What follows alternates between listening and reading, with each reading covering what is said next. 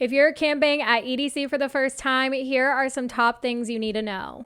This is going to be a two-part video, so make sure you check out both parts on my top tips for first-timers at Camp EDC. I camped for the first time at last year, and it was such an amazing experience. I loved camping. It definitely added a whole new layer to the EDC experience, and so I hope you have an amazing time. I already have a couple videos on Camp EDC, as well as I vlogged my whole EDC experience, so if you really want to see a real-time view of what Camp EDC is like, we got to camp and being at camp during the day, definitely go check out those videos. This video, like I said, is going to be in two parts, so I have pro tips and experience tips for first-timers for EDC. Kicking it off, we're going to talk about some pro tips. So starting with tip number 1. There is so much that you need to pack for EDC, but number 1, you need to be packing tent locks. You're going to need 2 tent locks, and I recommend getting a tent lock that has a code with it that you could use, and everyone knows the code in the group. You guys know how to use it. Make sure that you do not throw away the instructions for how to set the tent lock. This was something that happened to our group last year, which was no big deal. We ended up figuring it out. But I recommend having one with a code. That makes it really easy to get into, because if you have one with the key, you run the risk of losing the key. One of ours had a code, another one had a key. We ended up having to get a lock from the general store, which is really great that they have a general store in case you forget anything. I definitely recommend having a lock with a code, and all of the people in your group know what that code is. For tip number 2, definitely optimize your sleep as best as you can and pack these certain things to make sure that you have the best sleep possible. For optimal sleep, you're going to need earplugs that are for sleeping, not earplugs for the rave that you would use. Make sure that you get earplugs specifically for sleeping. You can also get an eye mask, and that will really help block the light out because you're going to be sleeping during the day. And then we also took melatonin, which really helped us fall asleep pretty quick and stay asleep as best as we could.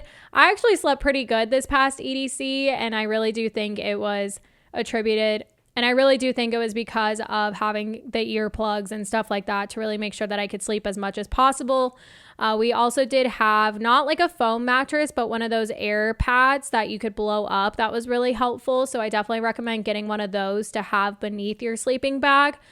Just to give you a little bit of cushion between you and the ground. Number 2 is definitely just make sure that you can get as much sleep as possible and prepare to get a lot of sleep. Number 3 is find a way to remember where your tent is at.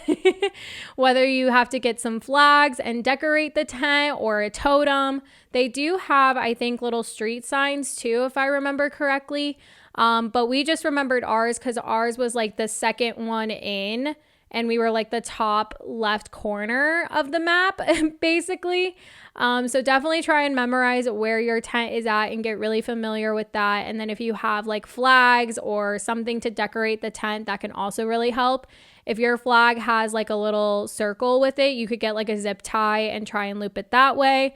Another helpful thing is just like packing scissors for stuff like that, so you're able to cut the flag off when you leave. You can also set a pin on your phone map as well. If you have pretty good service, you're able to do this. I wasn't able to do this, so I just was like, okay, we're 2 down from this way, and like I figured out stuff like that. I'm very directionally not challenged. What's the opposite? I'm very good with directions. I'll just say that. I was able to figure out where our tent was and stuff like that. Number 4 is definitely have a wagon to help you transport things between your car and the actual tent that you're in. How the check-in process goes for EDC is that you will drive in and you will park your car, and then what we did was we just took like our initial suitcases and things and we went to go check in. There's a lot of gravel, so also keep that in mind. The people that had like duffel bags or like one of those Europe backpacking backpacks definitely had it easier. The rest of us were struggling with our suitcases, but you'll go and check in, and then from there you will walk down this path and go to security. Then security's going to check what you have. It was pretty thorough, not that thorough, I would say, so don't be too worried about it. But every time that you go back to your car, you're going to go through security. And then after that, you get to go to your tent, and you'll be able to go find your tent and basically claim the tent that you got assigned. And then from there, if you have more stuff to bring, this is why it's great to have a wagon. We ended up borrowing a friend's wagon, and that definitely helped us out a lot. But if you have a wagon, you're able to put things into that wagon and take it back. And we had to do a couple of trips just to make sure we got everything from the car. Each time we had to go through security and make sure that we didn't have anything that wasn't allowed in. So just make sure that you don't have anything that's not allowed in. Of course, if they find one thing that's prohibited, that's more so on the big no-no list, they might be more prone to search the rest of your stuff. So just be mindful of that. I think one of the big things too with like alcohol is just making sure you don't have any glass of any kind. So just make sure that you have things that are more so plastic or aluminum cans and stuff like that. And then the final kind of pro tip I have, I would be really curious to see how this is this year. Since last year we did not have any AC. So what we did was we ended up opening the tent little windows just to like ventilate some air through, and that actually did help. With the AC unit, I would just be aware kind of if you need to keep everything kind of zipped up tightly and don't have any windows open. So if anyone has any advice on that, I would just be aware of that. So also make sure you just pack things to keep you cool, whether you need a hand fan or other things like that, just to make sure that you can stay cool because it is going to be hot. So with that weather, just make sure that you pack for any kind of clothing situation, whether you need to just bring some shorts and tank tops, bathing suits, have towels for the pool, stuff like that, just to make sure that you're going to keep cool during the day. And then if it does cool off at night, make sure that you have that stuff as well, whether you need like an additional blanket, sweatshirts, sweatpants, stuff like that to stay comfortable.